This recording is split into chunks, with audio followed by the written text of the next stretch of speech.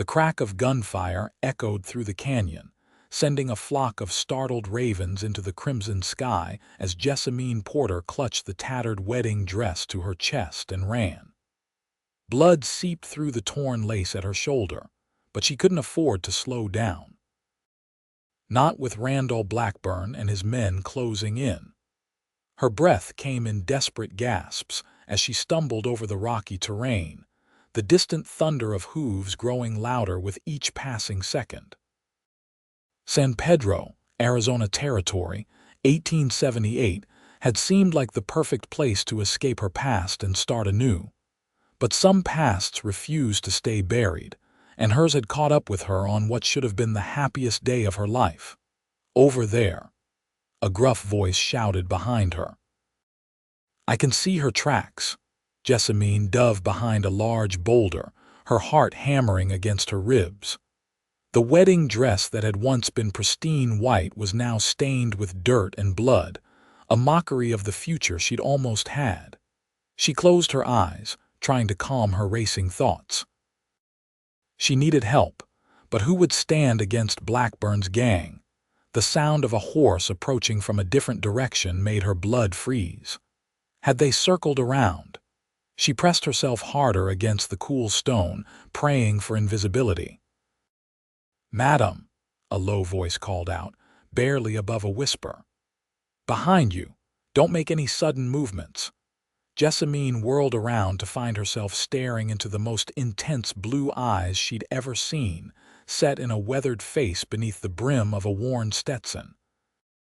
The stranger sat atop a magnificent black stallion, one hand extended toward her, the other resting casually on the revolver at his hip. "You running from those men?" he asked, nodding in the direction of the approaching posse. "Yes," she admitted, seeing no point in lying. "Name's Preston Xavier. Most folks just call me Prees." He glanced over his shoulder, then back at her. "You got about 10 seconds to decide if you trust me enough to take my hand." Jessamine looked at his outstretched palm, then back at the trail where dust clouds announced the imminent arrival of her pursuers. Without another moment's hesitation, she grabbed his hand.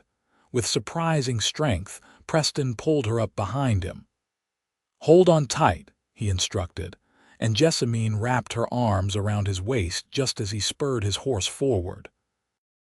They raced across the rugged landscape, the stallion's powerful muscles working beneath them as Preston guided it through narrow passages and over rocky outcrops with the ease of someone who knew this land intimately.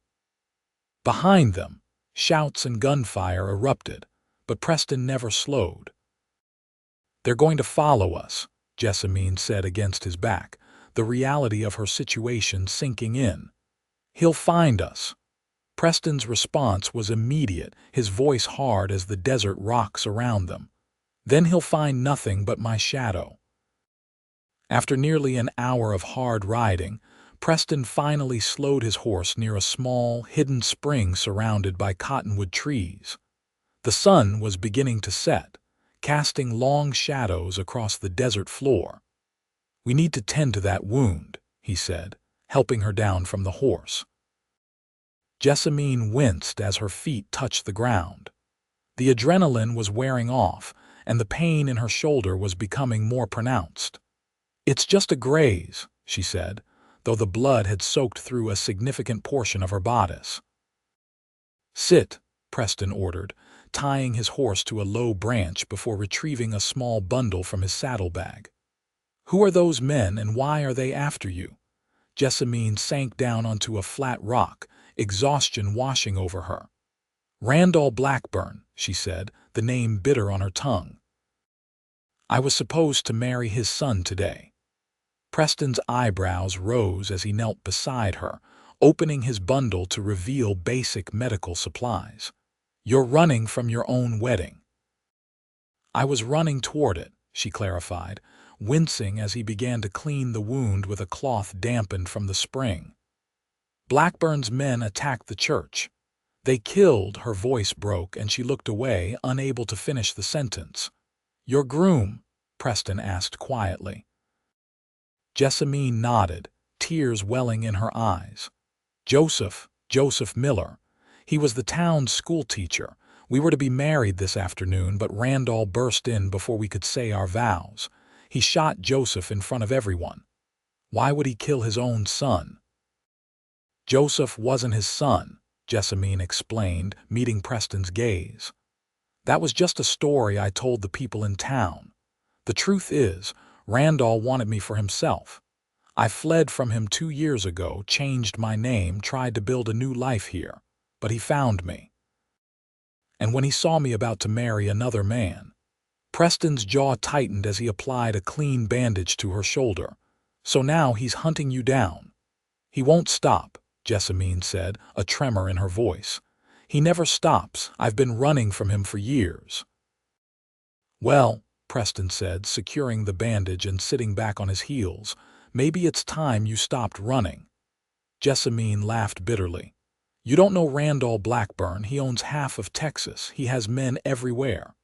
Money, power, connections. And yet here you are, still alive, Preston observed, packing away his supplies. That speaks to your strength, Miss Porter. How do you know my name? She asked sharply. A small smile played at the corner of his mouth. The whole territory knows about the wedding in San Pedro. Joseph Miller and his bride, Jessamine Porter. News travels fast out here. The mention of Joseph's name brought fresh pain. He was a good man. He didn't deserve to die like that. Preston nodded solemnly. Few do. He stood up, offering her a canteen. Drink. We'll rest here for a bit, then move on after dark. I've got a cabin about half a day's ride from here. We'll be safe there while we figure out our next move. Our next move, Jessamine repeated, taking a grateful sip of water. I can't ask you to get involved in this. You didn't ask, Preston replied simply. I offered. He moved to check on his horse, running a hand along the animal's sleek neck.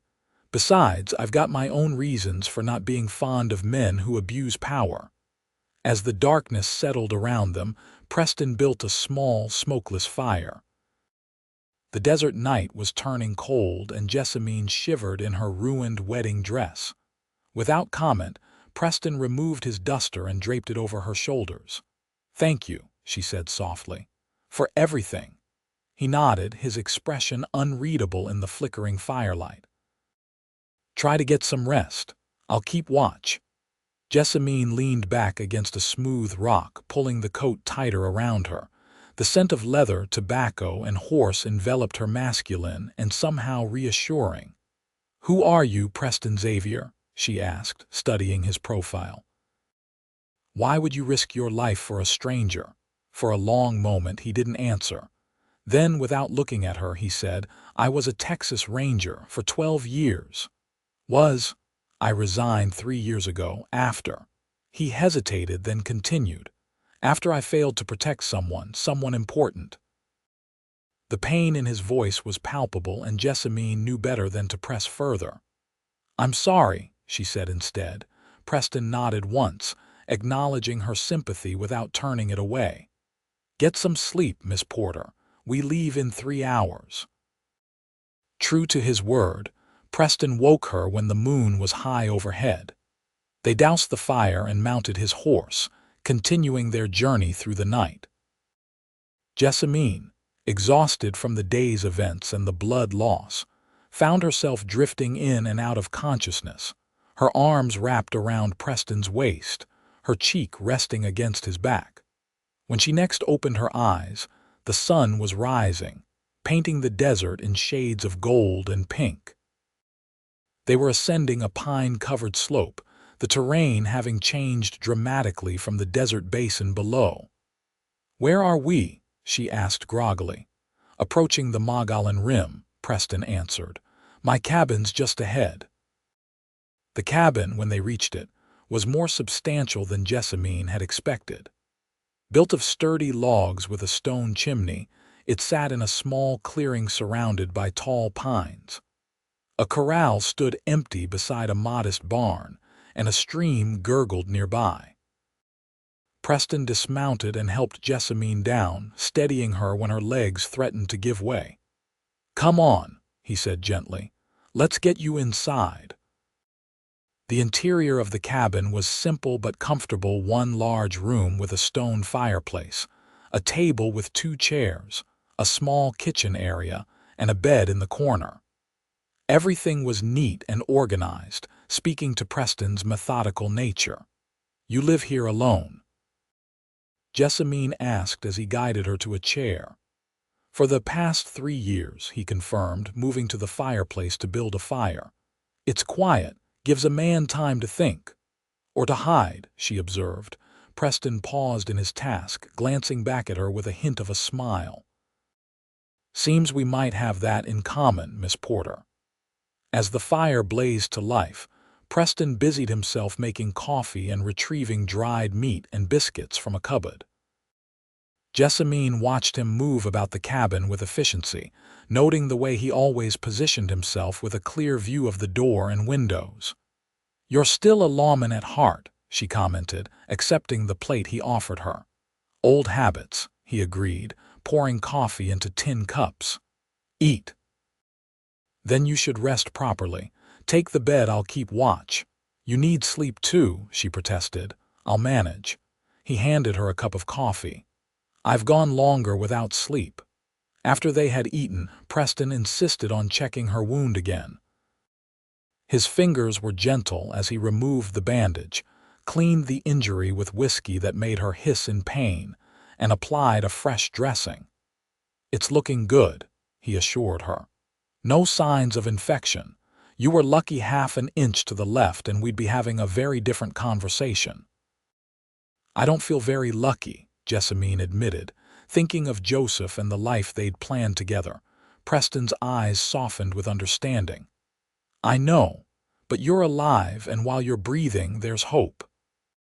He helped her to the bed, where she sank gratefully into the first real comfort she'd felt since fleeing the church.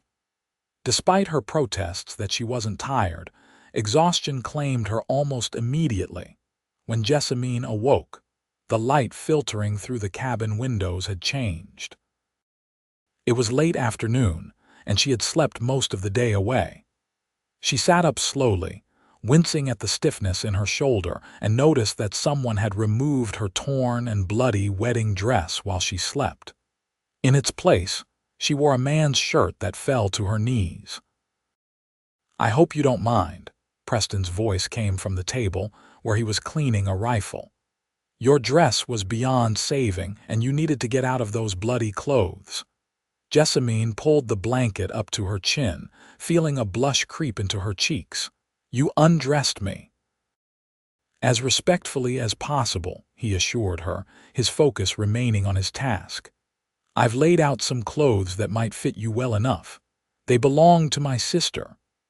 Jessamine glanced at the neat pile of clothing at the foot of the bed, a simple blouse, a skirt, and undergarments. "Your sister stays here," a shadow crossed his face. "No, she's gone. Those are just things I couldn't bring myself to get rid of." The weight of unspoken grief hung in the air between them. "I'm sorry," Jessamine said softly. Is she the one you couldn't protect?" Preston's hand stilled on the rifle. For a long moment he didn't speak. Then, without looking up, he nodded. "Her name was Patricia, Patty. She was married to a man named Charles Warrington, wealthy rancher, respected businessman, and behind closed doors a monster." His voice hardened. "I tried to get her to leave him, but she was afraid, and with good reason, as it turned out." Jessamine's heart ached for him. "What happened?"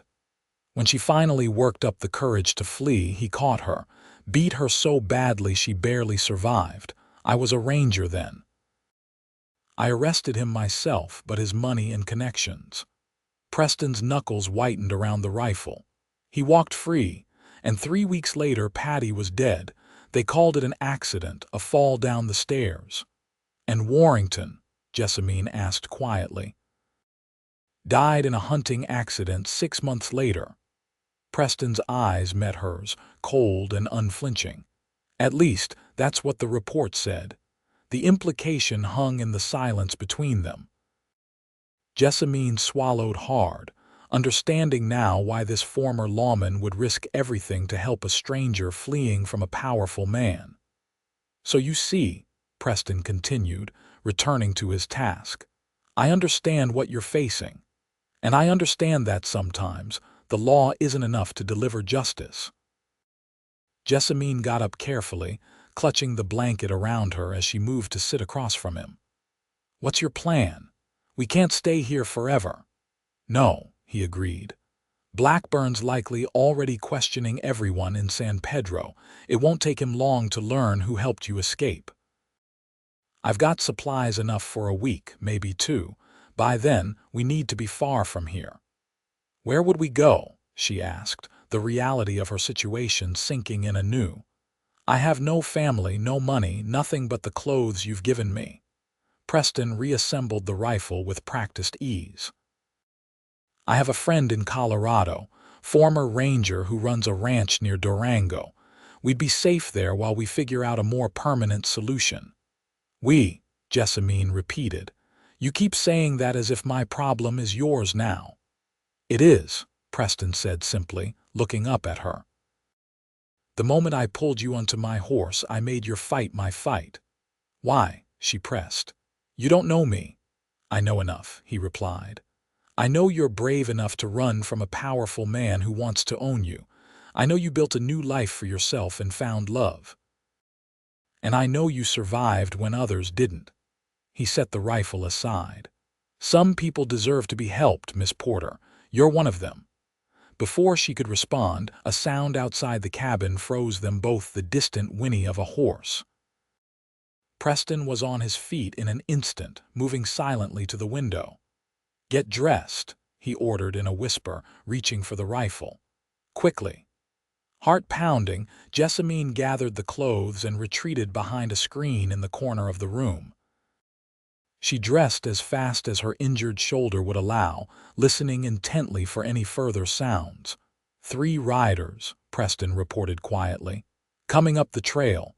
Could be nothing hunters, maybe, but we can't take that chance." "How did they find us so quickly?" Jessamine asked, emerging from behind the screen in her borrowed clothes. "They might not be Blackburn's men," Preston cautioned, though his expression suggested he didn't believe it. "But if they are, my guess is they found someone in town who saw which direction we headed. The rest would be tracking." He moved efficiently around the cabin, gathering essential supplies into a saddlebag. "There's a trapdoor under the rug by the fireplace. Root cellar. If things go badly, that's where you hide. There's a tunnel that leads out to the stream. Follow it downstream for about half a mile, and you'll reach an old mining road. Head north on that road until you reach a fork, then take the eastern path." "I'm not leaving you to face them alone," Jessamine protested. Preston paused, fixing her with an intense gaze. "This isn't up for debate. If I tell you to run, you run. Understood?" The authority in his voice brooked no argument, and Jessamine nodded reluctantly. "Understood." Preston handed her a small revolver. "You know how to use this." She took the gun, checking that it was loaded with a familiarity that seemed to surprise him. "My father taught me, before he died." A ghost of a smile touched Preston's lips. "Good girl." He moved to the door, peering through a small gap in the curtains. "They're approaching the clearing. Stay back, out of sight." Jessamine pressed herself against the wall beside the window, heart hammering in her chest. Through the glass, she could see 3 men on horseback emerging from the trees. 2 of them she recognized immediately as Blackburn's hired guns men who had been at the church during the attack. The third was a stranger, lean and hard-looking, with a star pinned to his vest. "Marshal," she whispered, dread filling her. "The third man's a marshal." Preston's expression darkened. "Blackburn's got the law in his pocket too, it seems." The men dismounted, tying their horses to the corral fence. The marshal approached the cabin door while the other 2 spread out, one heading toward the barn, the other circling around the side of the cabin. A sharp knock rattled the door. "Hello, the house," the marshal called. U.S. Marshal James Thornton. I need a word with whoever's inside. Preston glanced at Jessamine, putting a finger to his lips before answering. What can I do for you, Marshal? He called back, his voice casual. Looking for a fugitive, Thornton replied. Young woman wanted for murder in Texas. Reports say she might have passed this way. Haven't seen any fugitives, Preston answered. Don't get many visitors up here at all. Mind if I come in and take a look around? The marshal asked, his friendly tone undercut by the implied threat. Preston signaled for Jessamine to move toward the trapdoor. Just finishing my dinner, Marshal. Give me a moment. As Jessamine quietly pulled back the rug, revealing the hidden door, Preston moved toward the cabin entrance, positioning himself to block the view inside when he opened it.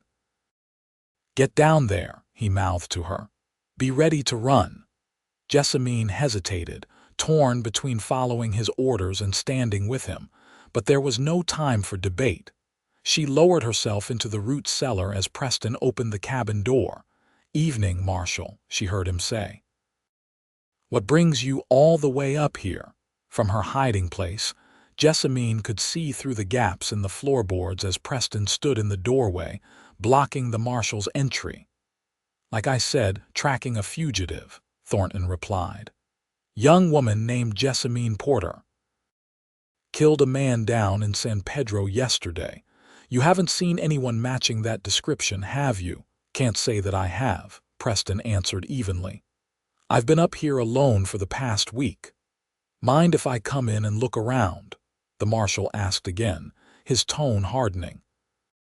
You got a warrant, Preston countered. The marshal chuckled, but there was no humor in it. Don't need one when I'm in pursuit of a dangerous fugitive. Now step aside. Through the floorboards, Jessamine saw Preston's stance shift subtly. I know the law, Marshal. You need probable cause to enter my home without a warrant, and all you've got is suspicion. The tension was palpable as the two men faced off. Then, from outside, came a shout. Marshal, found something in the barn, fresh horse droppings. Someone's been here recently. Thornton's hand moved toward his gun. That sounds like probable cause to me. Step aside, mister. What happened next unfolded in a blur. Preston moved with lightning speed, driving his fist into the marshal's stomach before the man could draw his weapon. As Thornton doubled over, Preston grabbed him by the collar and hauled him inside, slamming the door shut behind them. Run, he shouted to Jessamine. Now, gunfire erupted outside as Blackburn's other men reacted. Jessamine scrambled down the ladder into the dark tunnel, the revolver clutched tightly in her hand. Behind her, she heard more shots, the crash of breaking glass, a man's cry of pain. The tunnel was low and narrow, forcing her to crouch as she moved forward. It smelled of damp earth and decay, and she had to feel her way along in the darkness. Water seeped through in places, soaking her borrowed clothes. After what seemed an eternity, Jessamine emerged into the fading daylight beside the stream Preston had mentioned. She paused, listening intently. The gunfire had stopped, leaving an eerie silence. Was Preston dead? Had they captured him? She couldn't bear the thought of either possibility. Despite his instructions to flee, Jessamine found herself drawn back toward the cabin. She couldn't abandon him, not after he had risked everything to help her. Moving carefully through the underbrush, she circled around until she could see the clearing. The scene before her made her blood run cold. The marshal lay face down on the cabin porch, unmoving. One of Blackburn's men was slumped against the corral fence, clutching his leg where blood soaked through his trousers. Of the third man and Preston, there was no sign. Jessamine crept closer, staying within the cover of the trees. As she approached, she heard voices from inside the barn. Where is she? A harsh voice demanded, followed by the dull sound of a fist striking flesh. I told you, came Preston's reply, his voice strained but defiant. She was never here. You're chasing ghosts. Another blow, and Preston groaned in pain. Mr. Blackburn's offering $1,000 for information leading to her capture, the voice continued. And another 1,000 to the man who brings her to him alive. But he didn't say what condition you needed to be in. So I'll ask again, where is she? Go to hell, Preston spat. Jessamine raised the revolver, her hand steady despite the fear coursing through her. She had to help Preston, but rushing in would only get them both killed. She needed a distraction. Her gaze fell on the horses tied to the corral. Moving silently, she circled around to approach them from behind. When she was close enough, she took careful aim and fired a shot into the air. The horses reared in panic, breaking their ties and bolting. From inside the barn came a curse, followed by the sound of running footsteps. The horses! Get the horses! Blackburn's man emerged from the barn, gun drawn, looking wildly around. Jessamine steadied her aim and fired again, striking him in the shoulder. He staggered, firing blindly in her direction as he fell. Jessamine darted forward, keeping low. When she reached the barn door, she paused, heart pounding in her ears. "Preston," she called softly. "Jessamine?" His voice was weak. "I told you to run." She found him tied to one of the support posts, his face bloodied, one eye swelling shut. "I couldn't leave you," she said, holstering the revolver to work at the ropes binding him. "You're a stubborn woman," he muttered, wincing as the ropes fell away and blood rushed back into his hands. "So I've been told," she replied, helping him to his feet. "Can you walk?" Preston nodded grimly. "My horse, gone with the others," Jessamine reported, "but they can't have gone far." Together they stumbled out of the barn. The man Jessamine had shot was trying to drag himself toward his fallen pistol. Preston moved suddenly, his boot coming down hard on the man's wrist. "I wouldn't," he advised coldly, bending to retrieve the gun despite the pain it clearly caused him. "Blackburn will find you," the man gasped, glaring up at them. "He won't stop until he has her."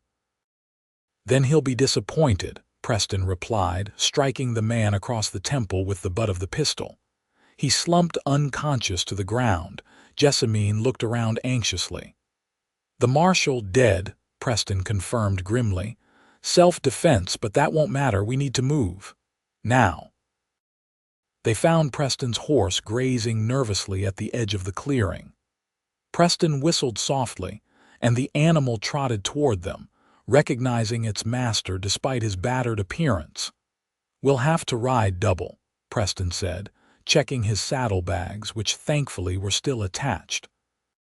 "At least until we can find another mount. Will you be able to ride?" Jessamine asked worriedly, noting how he held himself stiffly, one arm pressed against his ribs. "I've ridden in worse shape," he assured her, though his pallor suggested otherwise. "Help me into the saddle." With Jessamine's assistance, Preston mounted, then pulled her up behind him. "Hold on to me," he instructed. "And if I pass out, don't let me fall." "Where are we going?" she asked, wrapping her arms carefully around his waist, mindful of his injuries. "There's a place about 10 miles north of here," Preston said, urging the horse forward. "Old trading post run by a Navajo man named Thomas Begay. He's a friend. We'll be safe there for the night." As they rode away from the cabin, Jessamine looked back at the only home Preston had known for the past 3 years now, a crime scene that would ensure he could never return. Another sacrifice made on her behalf. "I'm sorry," she said softly against his back, "for everything." Preston was silent for a long moment. Then, so quietly she almost didn't hear it over the sound of the horse's hooves, he replied, "Don't be. Some things are worth the cost."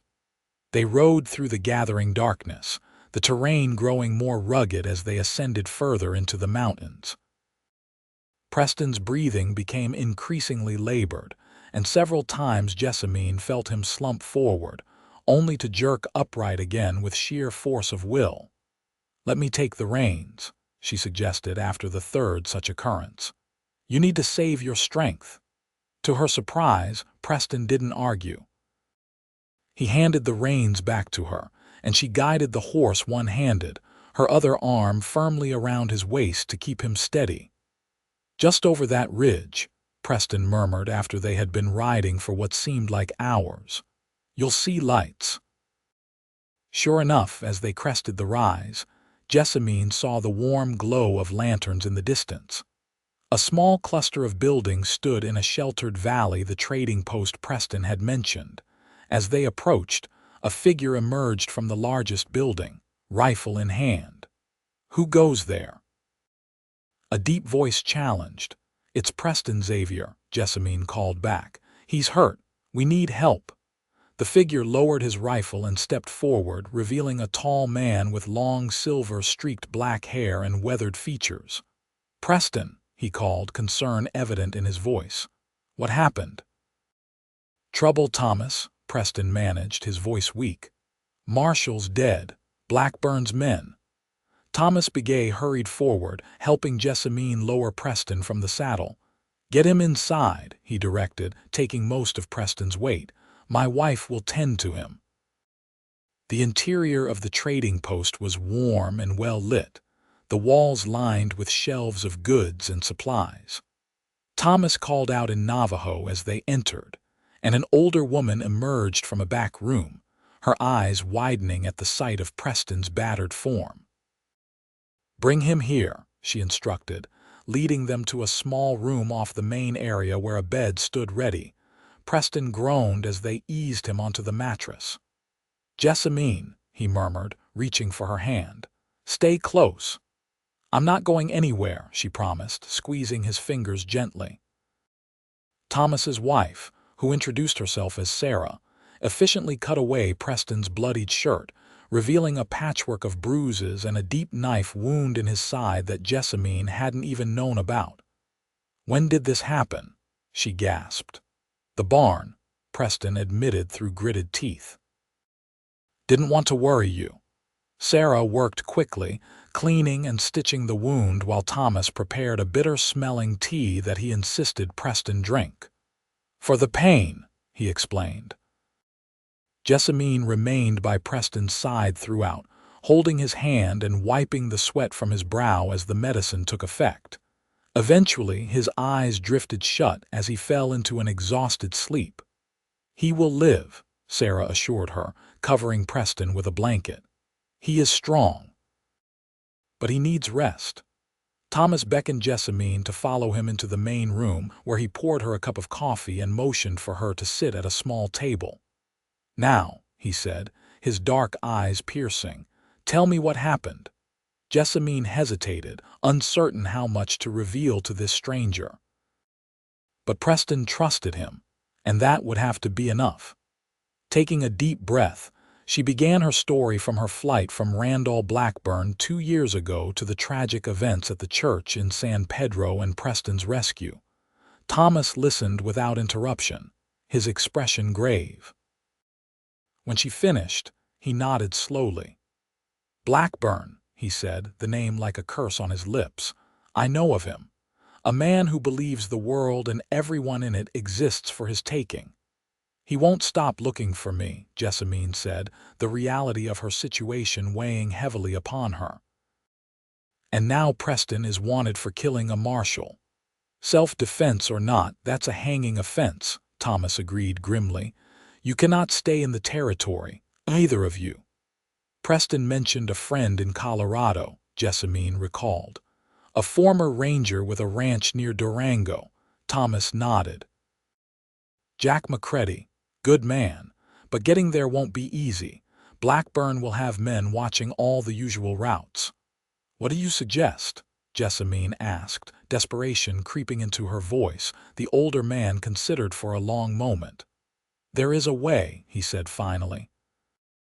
"Through Navajo lands, then north through the mountains. Few white men know those trails, but it's dangerous, especially with Preston injured." "How long would he need to recover before we could travel?" "A week at least," Thomas replied. "And that's time you may not have."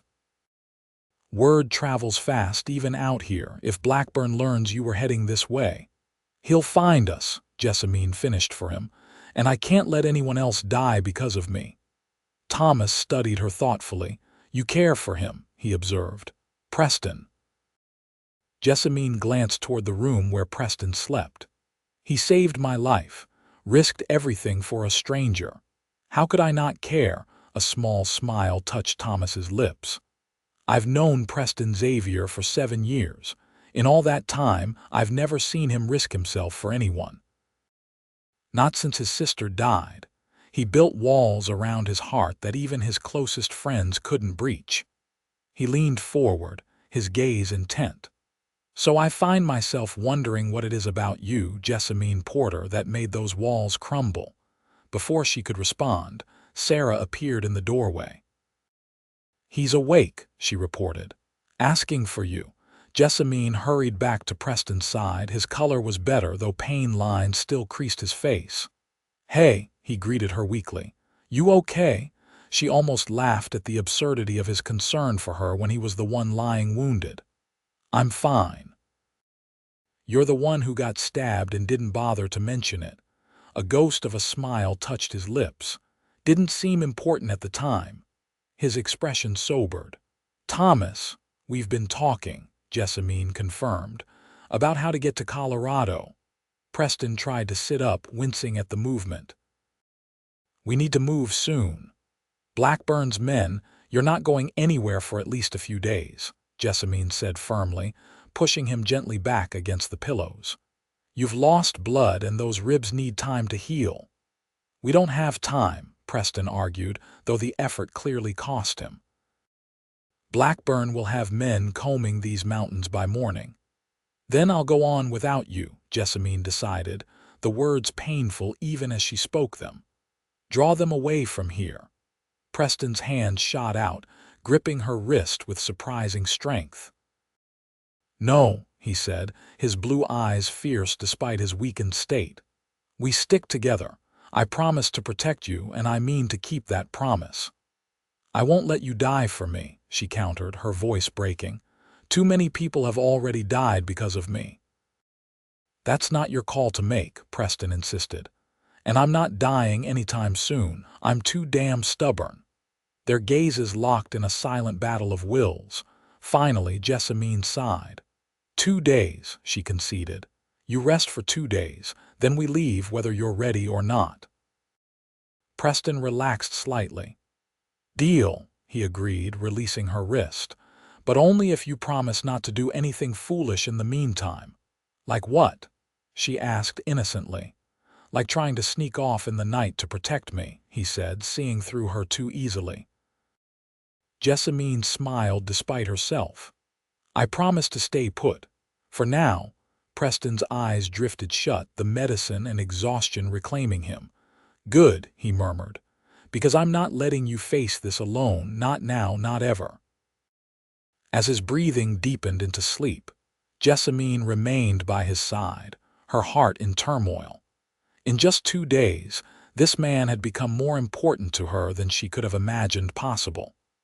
The thought of putting him in further danger was unbearable.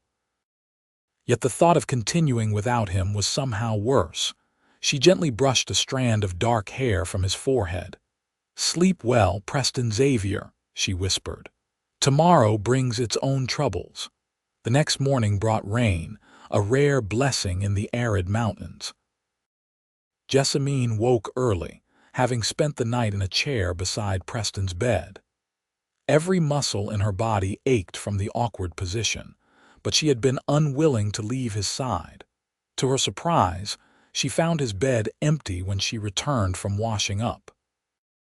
Alarmed, she hurried into the main room of the trading post, only to find Preston seated at the table with Thomas, maps spread out before them. You should be resting, she admonished, noting the careful way he held himself and the pallor beneath his tan. Preston glanced up, a determined set to his jaw. Time's too precious for lying around, he replied. Thomas has been showing me the route through the mountains. Jessamine joined them at the table, accepting the cup of coffee Sarah pressed into her hands with a grateful smile. "And what have you decided?" Thomas traced a line on the weathered map.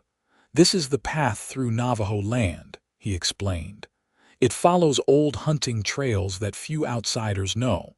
From there, you'll cross into Colorado territory here, near the San Juan River." "And Blackburn's men?"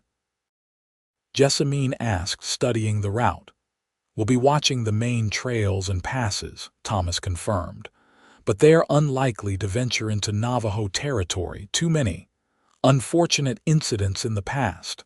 Preston nodded grimly. "It's our best chance," he said. "We'll leave tomorrow at first light." "You're in no condition to ride," Jessamine protested. "I'll manage," Preston replied with a stubborn set to his jaw that she was beginning to recognize all too well. Sarah, who had been listening from near the stove, spoke up. "I will prepare medicine for your journey. For the pain and to prevent fever." "Thank you," Jessamine said sincerely, meeting the older woman's kind eyes, "for everything you've done for us." "Preston is like family," Sarah replied simply. "And any woman he would risk his life for is welcome in our home."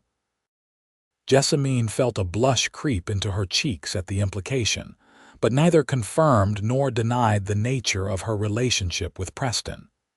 In truth, she hardly knew what to call it herself. They spent the day making preparations, checking supplies, studying the route, and resting as much as possible. Thomas provided them with fresh clothes and additional weapons, including a rifle for Jessamine that he insisted she practice with until he was satisfied with her aim. As dusk fell, Jessamine found herself alone with Preston on the small porch of the trading post. He sat carefully in a wooden chair, his gaze fixed on the distant mountains they would need to traverse. "Are you sure about this?" she asked, leaning against the railing beside him. "It's not too late to change your mind. You could stay here, recover properly." Preston looked up at her, his blue eyes intense in the fading light. "And let you go on alone? Not a chance." "Why?" The question had been burning in her mind for 2 days. "Why risk everything for me? You don't even know me." For a long moment Preston was silent, his gaze returning to the mountains. Then, softly, he said, "Maybe I want to." "Want to what?" "Know you," he clarified, meeting her eyes again. "I want to know what makes you smile, what makes you cry. I want to know why, after everything you've been through, you still have kindness in your eyes instead of bitterness." Jessamine's breath caught in her throat. "Preston, I know the timing is wrong," he continued, his voice low and earnest. "You've just lost someone you loved. You're running for your life, and I'm not asking for anything. I just need you to understand why I can't let you face this alone." Tears pricked at Jessamine's eyes. "I don't know what to say," she admitted. "You don't need to say anything," Preston assured her. "Just let me help you get to safety. That's enough for now." She reached out hesitantly, her fingers brushing against his. "And after, when we're safe, what then?" A small smile touched his lips as he turned his hand to clasp hers. "Then we figure it out, one day at a time." The moment was interrupted by Thomas, who stepped onto the porch with a grave expression. "Riders coming," he reported. 4 men approaching from the south." Preston was on his feet instantly, ignoring the pain the sudden movement must have caused. "Blackburn's men." "Can't be sure," Thomas replied, "but it's best to assume so." "How long do we have?" Jessamine asked, her heart racing. 20 minutes, maybe less." Preston's expression hardened. "We need to leave now." "In the dark," Thomas shook his head. "Too dangerous. The trail is treacherous even in daylight."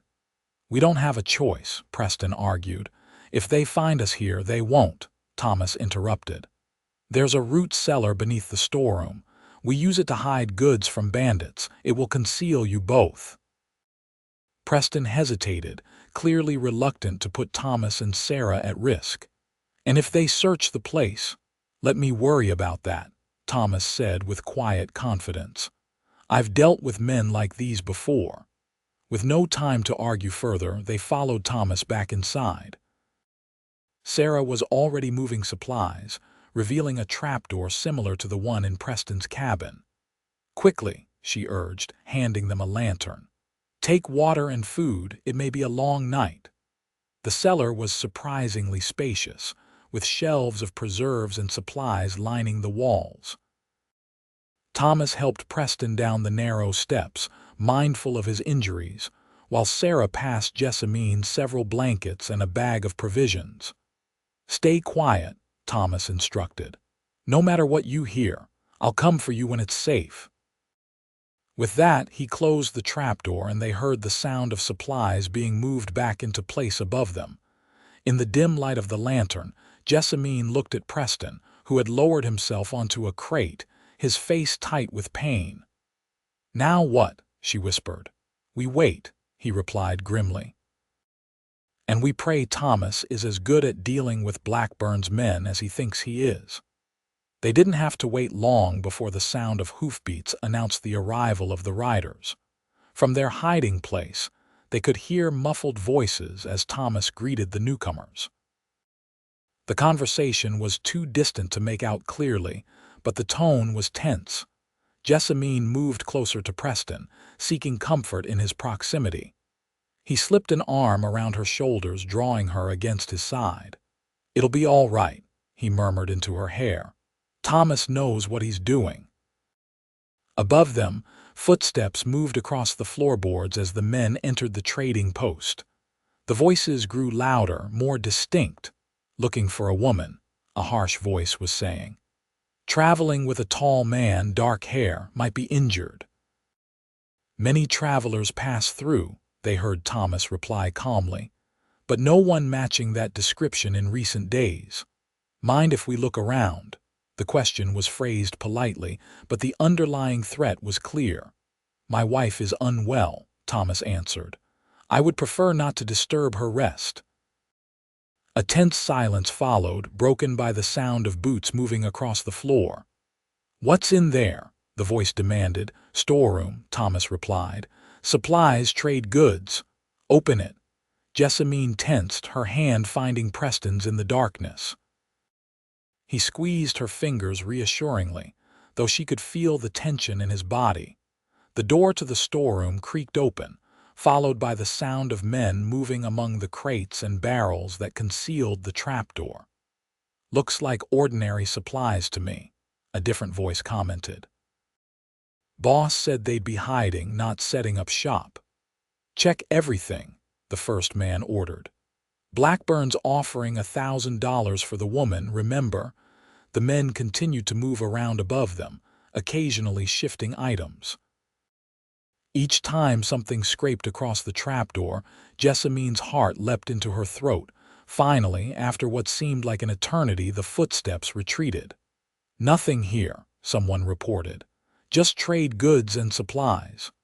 "What about that building out back?" the leader asked. "Just my workshop," Thomas answered smoothly. "Where I tan hides and repair tools. You're welcome to look, but I assure you there's no one there." The footsteps moved away, and for several minutes, all they could hear were distant voices and the occasional sound of a door opening or closing as the men searched the other buildings. Eventually, the voices returned to the main room of the trading post. "Sorry to trouble you," the leader was saying, his tone less hostile now. "If you do see them, there's a reward. The woman's wanted for murder and the man killed a U.S. Marshal." "I will keep that in mind," Thomas replied neutrally. "Safe travels." The sound of boots on the porch was followed by the jingle of harnesses and the thud of hooves as the riders departed. Still, Preston and Jessamine remained perfectly still, waiting for Thomas's signal that it was truly safe. Nearly half an hour passed before the trapdoor finally opened, revealing Thomas's weathered face. "They're gone," he reported, heading east toward the main road. Jessamine released a breath she hadn't realized she was holding. "They'll be back, won't they?" "Eventually," Thomas agreed, helping her up the steps. "Which is why you need to be far from here by then." Preston followed more slowly, his movements stiff from sitting in the cramped cellar. "We leave at first light," he decided. "No more delays." Sarah, who was waiting in the storeroom, nodded in agreement. "I've prepared everything you'll need," she said. "But now you must rest. Tomorrow we'll test your strength." True to their word, Thomas and Sarah woke them before dawn the next morning. Outside, a light mist clung to the mountains, promising to provide some cover for their departure. 2 horses waited in the yard, Preston's black stallion and a sturdy bay mare provided by Thomas. "She's sure-footed on mountain trails," Thomas explained as he helped Jessamine secure her saddlebags. "And she'll keep up with Preston's horse." Sarah approached with a small leather pouch which she pressed into Jessamine's hands. "Medicines," she explained, "for Preston's wound. And this," she slipped a small, intricately carved stone into Jessamine's palm, "for protection." "Thank you," Jessamine said, moved by the woman's kindness. "For everything." Sarah smiled warmly. "May the Creator guide your path." Preston, who had been conferring with Thomas over the maps one last time, approached to help Jessamine mount. Despite his own injuries, he insisted on lifting her into the saddle himself. "Stubborn man," she muttered, though there was affection in her tone. "You have no idea," he replied with the ghost of a smile before turning to thank Thomas and Sarah. As the first light of dawn began to illuminate the eastern sky, they set off, following a narrow trail that wound higher into the mountains. Thomas had advised them to travel through the day and make camp only when absolutely necessary. The sooner they reached Colorado territory, the safer they would be. The trail was indeed treacherous, just as Thomas had warned, steep in places, with loose rocks that threatened to send their horses stumbling. But both animals proved sure-footed, picking their way carefully through the difficult terrain. By midday, they had climbed high enough to see for miles in every direction. The trading post was a tiny speck in the distance, and beyond it, the vast expanse of the Arizona territory stretched to the horizon. "We're making good time," Preston observed, pulling his horse alongside Jessamine's at a relatively flat section of the trail. Despite his brave front, she could see the toll the journey was taking on him. His face was drawn with pain, and he rode with one arm pressed protectively against his injured side. "Let's rest for a bit," she suggested, dismounting and tying her horse to a scrubby pine. "I need to check your wound anyway." Preston didn't argue, a testament to how exhausted he must have felt. He slid carefully from the saddle, accepting Jessamine's support as she guided him to a flat rock where he could sit. Gently, she helped him remove his shirt, wincing at the sight of the bandage beneath. It was stained with fresh blood, evidence that the rigors of the trail had reopened the wound. "It's not as bad as it looks," Preston assured her, seeing her concern. "Let me be the judge of that," Jessamine replied, carefully removing the soiled bandage. The stitches Sarah had placed were holding, but the skin around them was red and inflamed. "You're pushing yourself too hard." "No choice," Preston said simply, grimacing as she cleaned the wound with water from their canteen. "Blackburn won't stop, so neither can we." Jessamine applied a salve from Sarah's medicine pouch and wrapped a fresh bandage around Preston's torso. Her hands lingered on his skin, feeling the steady beat of his heart beneath her fingers. "You're staring," Preston observed softly. Jessamine met his gaze, making no attempt to hide the concern in her eyes. "I'm worried about you." "Don't be," he said, covering her hand with his own where it rested against his chest. "I've survived worse." "That doesn't comfort me as much as you might think," she retorted, though a small smile tugged at her lips. They rested for an hour, sharing the dried meat and bread Sarah had packed for them. The day was growing warm, and they both knew they needed to press on before the afternoon heat made travel even more difficult. As they prepared to mount up again, Preston paused, his head tilted slightly as if listening. "Do you hear that?" he asked, his voice suddenly tense. Jessamine strained her ears. At first she heard nothing but the wind through the pines. Then faintly she caught at the distant sound of hoofbeats, many of them moving fast. "Riders," she breathed, her heart sinking. "Coming this way." Preston was already moving, gathering their supplies with urgent haste. "Get on your horse," he ordered, his voice tight. "Now." They mounted quickly, Preston wincing as the movement jarred his injured side. Without a word, he led them off the main trail and onto a narrower path that wound through a dense stand of pines. "Where are we going?" Jessamine asked, keeping her voice low as they pushed their horses as fast as the terrain would allow. "Thomas showed me an alternate route," Preston replied over his shoulder. "Less direct, but harder to follow. If we can reach the high pass before they spot us, we might lose them in the mountains." The path grew steeper, forcing them to slow their pace. Behind them, the sound of pursuit grew louder. Whoever was following had found their trail and was gaining ground. "They're too close," Jessamine said, fear rising in her throat. "We can't outrun them." Preston pulled his horse to a halt in a small clearing, his expression grim but resolute. "No," he agreed, "we can't." Before Jessamine could protest, he dismounted, reaching for the rifle in his saddle holster. "Keep going," he instructed, checking that the weapon was loaded.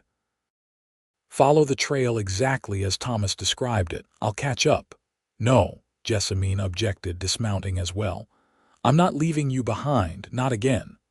Preston turned to her, his blue eyes intense. "Jessamine, listen to me. I can slow them down, buy you time to reach the pass. But I need to know you're safe. And I need to know you're alive," she countered fiercely. "We stay together, remember? That was the deal." For a moment it seemed Preston would continue to argue, then his expression softened and he nodded once. "All right," he conceded. "Together. But we do it my way." He led her to a narrow ravine nearby, where a small stream had carved a path between two rocky slopes. "Hide the horses in those trees," he directed, indicating a dense thicket. "Then position yourself up there." He pointed to an outcropping that overlooked the trail they had just traveled. "You'll have a clear shot if they come this way." Jessamine nodded, understanding his strategy. With the high ground and the element of surprise, they stood a chance against their pursuers, even outnumbered. As she secured the horses, Preston prepared their position, gathering loose rocks to create a small barricade on the outcropping. By the time Jessamine joined him, rifle in hand, the sound of approaching riders was alarmingly close. "Remember," Preston said quietly, "wait for my signal. And if things go badly, you run. No arguments." Jessamine met his gaze steadily. "I'm not leaving you," she repeated, her voice leaving no room for debate. Before Preston could respond, the first of their pursuers came into view on the trail below 4 men, all heavily armed, their horses lathered from the hard climb. To Jessamine's shock, she recognized the leader immediately, Randall Blackburn himself. He was a large man, broad-shouldered and imposing even at a distance. His silver hair gleamed in the sunlight, and the expensive cut of his clothing set him apart from his hired guns. He rode slightly ahead of the others, his bearing that of a man accustomed to command. "Blackburn," Jessamine whispered, her blood running cold at the sight of the man who had haunted her nightmares for years. Preston's expression hardened as he assessed their opponents. 4 against 2, he murmured. "Not great odds, but I've faced worse." Below them, Blackburn raised a hand, signaling his men to halt. "The trail divides here," he observed, his voice carrying clearly in the mountain air. "They could have gone either way." One of the men dismounted, examining the ground carefully. "Fresh tracks lead this way," he reported, pointing toward the ravine where Preston and Jessamine were hidden. "They're close," Blackburn said with grim satisfaction. "Spread out. Find them." As the men began to dismount, Preston touched Jessamine's arm lightly. "On my mark," he whispered, raising his rifle. Jessamine steadied her breathing, sighting along her own weapon as Preston had taught her. Her target was not Blackburn. Preston had claimed that right for himself, but one of the hired guns who was now cautiously advancing toward their position. The moment stretched, tense and fragile. Then Preston's rifle cracked, the sound echoing off the canyon walls. One of Blackburn's men cried out, clutching his shoulder as he fell. Chaos erupted as the remaining men dove for cover, returning fire blindly toward the outcropping. Bullets whined off the rocks around them as Preston and Jessamine ducked behind their makeshift barricade. "2 shots, then move," Preston instructed, his voice steady despite the danger. "Don't give them a stationary target." Jessamine nodded, waiting for a brief lull in the gunfire before rising to take careful aim. Her shot went wide, but it forced one of the men deeper into cover. Preston's next shot was more effective, striking another of Blackburn's men in the leg. "Blackburn!" Preston called out, his voice ringing across the ravine. "Call off your men, you're outmatched," a harsh laugh was the response. "Outmatched? I count 2 of you and 3 of us still standing. Those aren't odds I'd worry about." "Your men are hired guns," Preston replied. "I'm a former Texas Ranger with nothing to lose. How many of your men are willing to die for your obsession?" There was a pause, then Blackburn's voice again, this time directed at his men. $100 to the man who brings me the woman alive. Do what you want with the Ranger." One of the men began moving along the edge of the ravine, trying to circle around to their position. Preston tracked him with his rifle but held his fire, waiting for a clearer shot. "Keep watching the others," he told Jessamine. "I'll handle this one." Jessamine's heart pounded in her ears as she tried to keep track of Blackburn and his remaining man. They had separated, using the rocks and trees for cover as they advanced. A movement to her right caught her attention. Blackburn himself, working his way up the slope toward their position. She swung her rifle toward him, but before she could fire, a shot rang out from behind them. Preston grunted in pain, staggering forward as a bullet grazed his arm. The man who had circled around had found a position on the rocks above them. "Preston!" Jessamine cried, torn between targeting Blackburn and the new threat. "I'm fine," Preston gritted out, spinning to return fire at their attacker. His shot found its mark, and the man tumbled down the rocky slope with a cry that was cut brutally short, but the distraction had cost them. Blackburn was now alarmingly close, and his remaining man was laying down, covering fire that kept them pinned behind their inadequate shelter. "We need to move," Preston decided, his breathing labored. "On 3, we make for those rocks to the left. Ready?" Jessamine nodded, gathering herself for the dash across open ground. "Ready. 1, 2, 3. They broke cover simultaneously, running in a half-crouch toward the larger rocks Preston had indicated. Gunfire pursued them, bullets kicking up dust at their heels. They were halfway to safety when Jessamine heard Preston cry out, saw him stumble. She turned back instantly, reaching for him as he struggled to stay upright.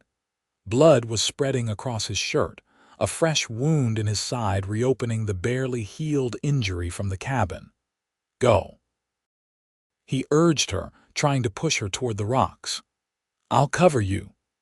"Not without you," Jessamine insisted, pulling his arm over her shoulders and half dragging him toward shelter. They had almost reached the rocks when Randall Blackburn stepped into their path, revolver leveled at Preston's chest. "That's far enough," he said, his cold eyes fixed on Jessamine. "Hello, my dear. It's been too long." Preston tried to raise his rifle, but Blackburn kicked it from his weakened grasp. "Brave but foolish," Blackburn commented. "You should have run when you had the chance." "I don't run from men like you," Preston spat, blood staining his lips. "Pity. That misplaced courage is going to cost you your life." Blackburn turned his attention back to Jessamine. "2 years I've been hunting you.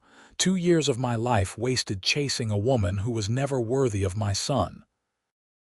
"Your son was a monster," Jessamine replied, her voice steady despite the fear churning in her stomach, "just like his father." Anger flashed across Blackburn's face. "You killed him, shot him in his sleep like a coward." "After he beat me within an inch of my life," Jessamine countered. "After he swore he'd kill me if I ever tried to leave again. It was self-defense, and any court in the land would see it that way." "Perhaps," Blackburn allowed, his finger tightening on the trigger. "But you'll never live to tell your story in court." Time seemed to slow as Blackburn's gun centered on Jessamine's heart. She saw his finger begin to squeeze the trigger, saw the cold satisfaction in his eyes. And then Preston was moving, throwing himself between her and the gun with the last of his strength. The shot rang out, deafening in the confined space. Preston jerked with the impact, his body shielding hers as they fell backward together. Blackburn advanced, his gun still raised, ready to finish what he'd started. But Jessamine had not survived years of abuse and months on the run to die now. As Blackburn stepped closer, she reached for the small revolver hidden in her boot, the one Preston had given her at the cabin, the one she had kept as a last resort. Before Blackburn could fire again, Jessamine raised the gun and pulled the trigger. The bullet struck him squarely in the chest. Surprise registered on his face, followed by disbelief as he staggered backward. "You," he began, but never finished the thought. A second shot from Jessamine's revolver silenced him forever. For a moment, all was quiet except for the echo of gunfire fading into the mountains. Then Jessamine turned frantically to Preston, who lay motionless beside her. "Preston, Preston, please don't you dare die on me," she begged, pressing her hands against the wound in his chest, trying to stem the flow of blood. "Please, I need you to stay with me." His eyes fluttered open, focusing on her with effort. "Jessamine," he murmured, "are you hurt?" "No," she assured him, tears streaming down her face. "I'm fine, thanks to you." A faint smile touched his lips. "Good, that's good." "Don't talk," she instructed, tearing strips from her petticoat to create a makeshift bandage. "Save your strength. I'm going to get you out of here." Preston's hand found hers, squeezing weakly. "Blackburn, dead," she confirmed. "He can't hurt anyone ever again." Relief flickered across Preston's face before pain contorted his features. "I'm not sure I can ride," he admitted, each word a struggle. "Then I'll carry you if I have to," Jessamine declared fiercely. "But I am not losing you. Do you hear me, Preston Xavier? I am not losing you." With strength born of desperation, she managed to help Preston to his feet and guide him to where their horses waited. The animals were nervous, disturbed by the gunfire, but Jessamine soothed them with gentle words as she helped Preston onto his stallion. "The pass," he reminded her through gritted teeth. "We need to reach the pass before dark." Jessamine mounted her own horse and took the reins of Preston's, leading both animals carefully back to the main trail. "Just stay with me," she urged him. "Stay conscious, talk to me." "About what?" Preston asked weakly, swaying slightly in the saddle. "Anything, everything. Tell me about Texas. Tell me about being a ranger. Tell me." She hesitated, then continued. "Tell me about what happens after we're safe." A ghost of a smile touched Preston's pale lips. "After," he repeated. "I like the sound of that." As they rode higher into the mountains, Preston talked in halting sentences about his life before his childhood in Texas, his years as a ranger, the simple dreams he'd once had of a home and family. Jessamine listened intently, asking questions whenever his voice began to fade, keeping him conscious through sheer force of will. By the time they reached the high pass Thomas had described, the sun was setting, casting long shadows across the trail. Preston was alarmingly pale, his words coming less frequently as he focused all his energy on simply staying upright. Just a little further, Jessamine encouraged him, though in truth, she had no idea how much further they needed to travel. According to Thomas, once they crossed the pass, they would be in Colorado territory, but Preston needed a doctor, and soon. They made camp in a sheltered hollow just beyond the pass. Jessamine helped Preston from his horse and eased him onto a bedroll, alarmed by the heat radiating from his skin.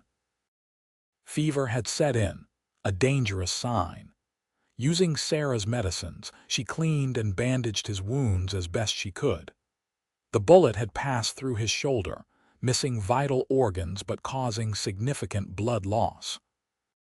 Combined with his earlier injuries and the rigors of their journey, it was a wonder he was still conscious at all. "You should go on," Preston murmured as she bathed his forehead with cool water from the stream. "Fine, McCready. I'll slow you down." "We've had this conversation," Jessamine reminded him firmly. "I'm not leaving you." "Stubborn woman," he sighed, his blue eyes fever bright as they searched her face. Why what? Why stay with me? You're free now, Blackburn's dead, you could go anywhere, start over." Jessamine paused in her ministrations, her gaze meeting his. "Because I don't want to start over without you," she admitted softly. "Because when I think about the future, you're in it." A smile touched Preston's lips, genuine despite his pain. "Good," he whispered, "because I feel the same way." She bent to press a gentle kiss to his forehead. "Then you'd better not die on me, Preston Xavier, because I plan to hold you to that." The night was long and difficult. Preston's fever spiked, sending him into periods of delirium where he called out for his sister and murmured apologies to people Jessamine didn't know. She stayed by his side throughout, cooling his brow, changing his bandages and speaking soothingly when nightmares gripped him. By dawn, the fever had broken and Preston slept more peacefully. Jessamine, exhausted from her vigil, allowed herself to doze beside him, one hand resting on his chest to feel the steady rise and fall that assured her he still lived. She woke to the sound of approaching horses, several of them, moving at a measured pace up the trail. Fear spiked through her as she reached for the rifle, positioning herself protectively in front of Preston's sleeping form. 3 riders came into view, their approach unhurried. They wore no badges or uniforms, but something about their bearing suggested authority. The lead rider, a broad-shouldered man with a silver-streaked beard, raised a hand in greeting as they drew closer. "Hello, the camp," he called out. "We don't mean any harm." Jessamine kept the rifle steady. "Who are you?" "Name's Jack McCready," the man replied, and Jessamine felt a surge of hope. "I'm looking for a friend of mine, Preston Xavier. Thomas Begay sent word that he might be headed this way, in trouble." Slowly, Jessamine lowered the rifle. "He's here," she confirmed. "He's hurt. Badly." McCready dismounted, approaching cautiously with his hands visible. "May I?" he asked, gesturing toward Preston. At Jessamine's nod, he knelt beside the injured man, checking his pulse and examining the bandaged wounds with practiced efficiency. "You've done a good job keeping him alive," he commented. "But he needs a doctor." "You're Jack," Preston's weak voice startled them both. His eyes were open, clear for the first time since the fever had taken hold. "Took you long enough." A grin split McCready's weathered face. "Still complaining, I see. Some things never change." He turned to his companions. "Prepare a travois. He can't ride in this condition."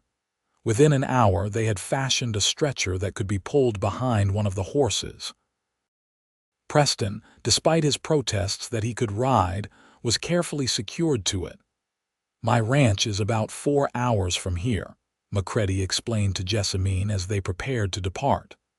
"We've got a good doctor in the town nearby, former army surgeon. He'll take care of Preston." "Thank you," Jessamine said sincerely. "I don't know what we would have done if you hadn't found us." Macready studied her thoughtfully. "Thomas said Preston was helping a woman in trouble. I'm guessing that's you." "Yes," she admitted. "I'm Jessamine Porter." "Well, Miss Porter, any friend of Preston's is welcome at my ranch. And from the way he looks at you, I'd say you're more than just a friend." Before she could respond, he turned away, giving orders to his men. They set off down the trail, moving carefully to avoid jarring Preston's injuries. Jessamine rode beside the travois, occasionally reaching down to touch Preston's hand, reassuring herself that he was still with her. The journey to Macready's ranch passed in a blur of anxiety and exhaustion. When they finally arrived, Preston was immediately taken to a comfortable room where the doctor, a gruff but competent man named Dr. Ellis, began treating his wounds. Jessamine, nearly collapsing from fatigue, was gently but firmly guided to another room by Macready's wife, Margaret, a kind-faced woman who insisted she rest while the doctor worked.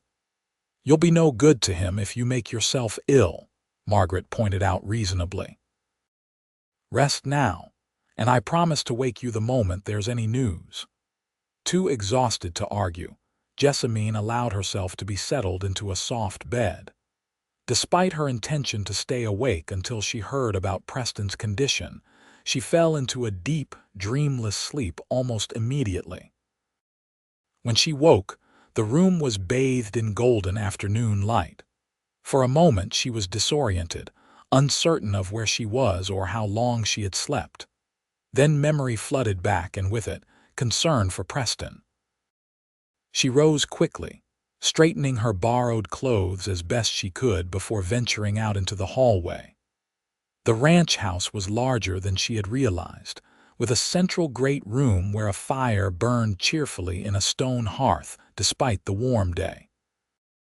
Margaret looked up from her sewing as Jessamine entered, offering a welcoming smile. "You're awake, you must be hungry. Let me fix you something to eat." "Preston," Jessamine said immediately. "How is he?" "Resting comfortably," Margaret assured her. "Doctor." Ellis removed the bullet, cleaned the wounds, and gave him something for the pain. "He says Preston's strong as an ox. With proper rest, he should make a full recovery." Relief washed over Jessamine, bringing unexpected tears to her eyes. "Can I see him?" "Of course, dear. But let me bring you some food first. You need to keep up your strength." Too relieved to argue, Jessamine allowed herself to be seated at the table while Margaret prepared a simple meal of bread, cheese, and cold meat. As she ate, Jack Macready entered from outside, removing his hat as he crossed to the hearth. "Miss Porter," he greeted her with a nod. "Glad to see you up and about. How are you feeling?" "Better," she admitted. "Thank you for everything you've done for us." Macready waved away her thanks. "Preston's like a brother to me. We served together in the Rangers for nearly a decade. Whatever he needs, he'll get." "He said you might be able to help us," Jessamine ventured. "Find somewhere safe to start over." The rancher nodded thoughtfully. "Preston mentioned some of your situation while the doctor was treating him.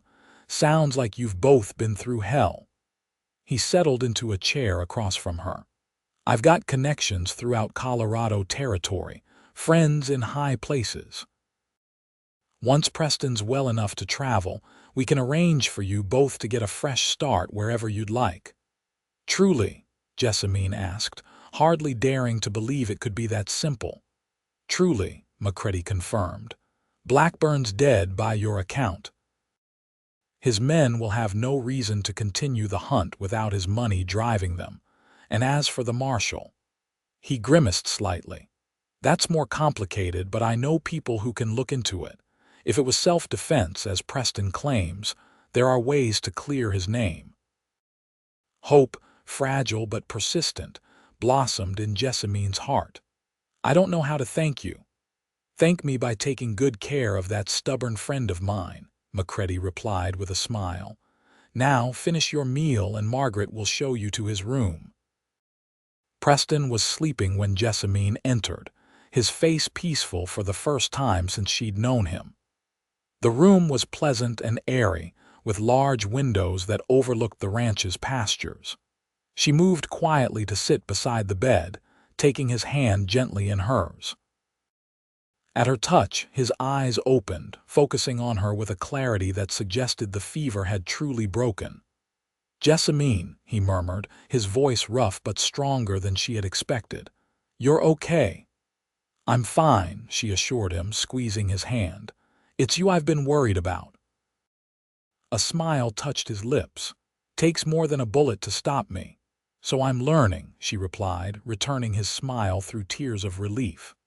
"Dr. Ellis says you'll make a full recovery as long as you rest properly." "Jack's place?" Preston asked, glancing around the room. "Yes, we're safe here. Mr. Macready says he can help us start fresh once you're well enough to travel." Preston nodded slightly, his eyes never leaving her face. "And is that what you want, to start fresh?" "With me?" Jessamine's heart swelled with emotion as she met his gaze. "Yes," she said simply. "More than anything." His fingers tightened around hers. "Good," he murmured. "Because I think I fell in love with you the moment you took my hand at that canyon, wedding dress and all." A laugh bubbled up through Jessamine's tears. "Even with blood on my dress and terror in my eyes." "Especially then," Preston confirmed, his blue eyes warm with affection.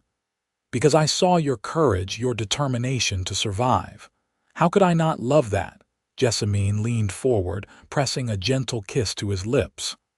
"I love you too, Preston Xavier," she whispered against his mouth. "And I can't wait to start our new life together." Preston's recovery was slow but steady. By the end of the first week, he was able to sit up and take short walks around the room. By the second, he ventured out onto the covered porch, where he would sit for hours, watching the ranch activities with Jessamine by his side. Jack Macready proved as good as his word, making discreet inquiries about the incident with the marshal. To everyone's relief, evidence emerged that Marshal Thornton had been on Blackburn's payroll for years, accepting bribes to look the other way when Blackburn's business ventures crossed legal lines. "The territorial governor himself has reviewed the case," Macready reported one evening as they sat around the dinner table. "Given the circumstances and the testimony of witnesses in San Pedro about what happened at the church, both of you have been cleared of any wrongdoing." Self-defense, pure and simple. Preston, who had progressed to joining them for meals, reached for Jessamine's hand under the table. "So we're free to go anywhere. Start over." "Anywhere you like," Macready confirmed, "though I'd be happy to have you stay right here." "I could use a foreman with your experience, Preston. And Miss Porter, I understand you were a teacher in San Pedro. Our community could certainly use an educated woman like yourself." The offer was tempting, and Jessamine could see that Preston was considering it seriously. The ranch was beautiful, the community welcoming, and the Macreadys had become dear friends in the short time they had known them. "We'll think about it," Preston promised, glancing at Jessamine for confirmation. That night, as they sat together on the porch watching the sunset paint the Colorado mountains in gold and crimson, Preston broached the subject again. "What do you think about Jack's offer?" he asked, his arm resting comfortably around her shoulders. Jessamine leaned into his embrace, considering the question carefully. "I think it's generous, and I do like it here. It's peaceful and the people are kind." "But," Preston prompted, sensing her hesitation, "but I wonder if we need to go further," she admitted. "Somewhere Blackburn's name has never been heard. Somewhere we can truly start fresh, without shadows from the past." Preston nodded thoughtfully. "I've been thinking the same thing. Jack mentioned a friend of his who's settling land up in Wyoming territory. New new opportunities. Far enough from Texas that the Blackburn name carries no weight. Wyoming, Jessamine repeated, testing the word. What's it like? Beautiful, Preston said with certainty. Mountains, forests, wide open spaces. Harsh winters, they say, but the summers are mild. Good land for ranching if that's what we wanted to do. The idea was appealing, a true fresh start in a place untouched by their pasts. Is that what you want? She asked, turning to look at him. To ranch, Preston's gaze was distant, contemplative. I've thought about it. Raising horses, maybe. I've always had a way with them. His eyes found hers, suddenly intense. But what I want most is a life with you, Jessamine. Whatever that looks like, wherever it takes us. Her heart full, Jessamine leaned forward to kiss him softly. Then Wyoming it is, she decided. Our new beginning.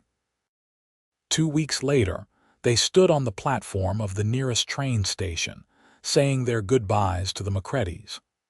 Preston had regained most of his strength, though Dr. Ellis had warned him to take things easy for at least another month. The bullet wound in his shoulder would leave a scar to match the one in his side, but both were healing well. "You're sure about this?"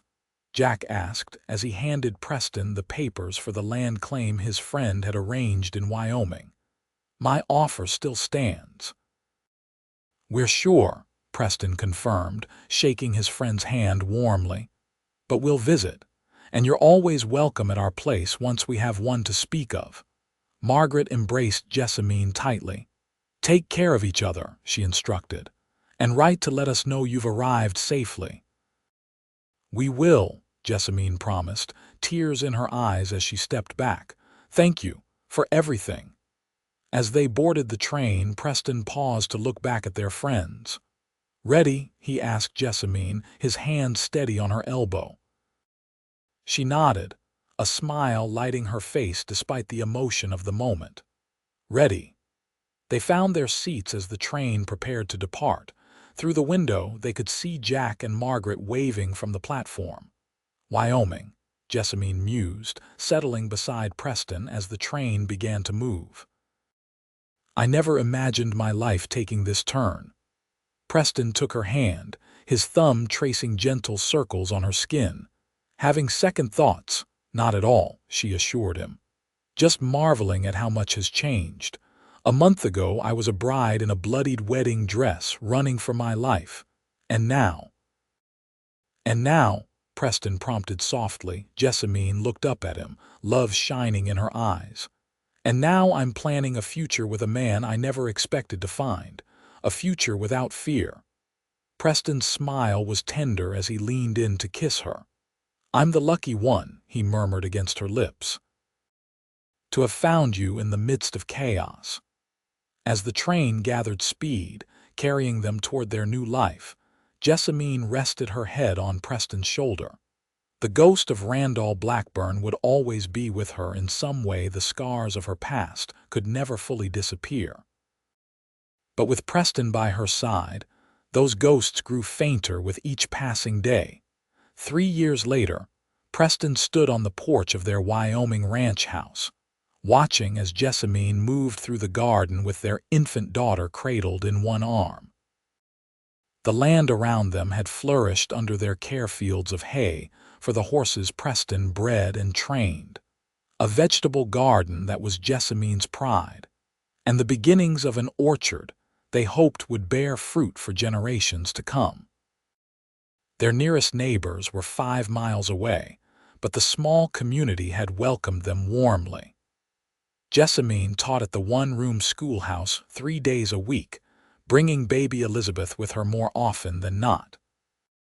Preston's reputation as a horseman had spread throughout the territory, bringing clients from as far away as Denver to see his stock. It was a good life, peaceful, honest, built with their own hands and hearts. The nightmares that had once plagued them both had faded, replaced by dreams of the future they were creating together. "What are you thinking about?" Jessamine asked as she approached the porch, their daughter gurgling happily in her arms. Preston smiled, reaching out to take the baby, who immediately grabbed for his beard with chubby fingers. "Just how lucky I am," he replied, "to have found you, to have this." Jessamine leaned up to kiss him, her eyes as bright and beautiful as the day she'd first taken his hand and trusted him with her life. "We found each other," she corrected softly, "and now we've found home." As the sun set over their land, painting the sky in the same colors as the Arizona canyon where their journey had begun, Preston wrapped his free arm around his wife's shoulders. The shadows of the past would always be there, but they had built something stronger in the light. "Home," he agreed, holding his family close. "At last.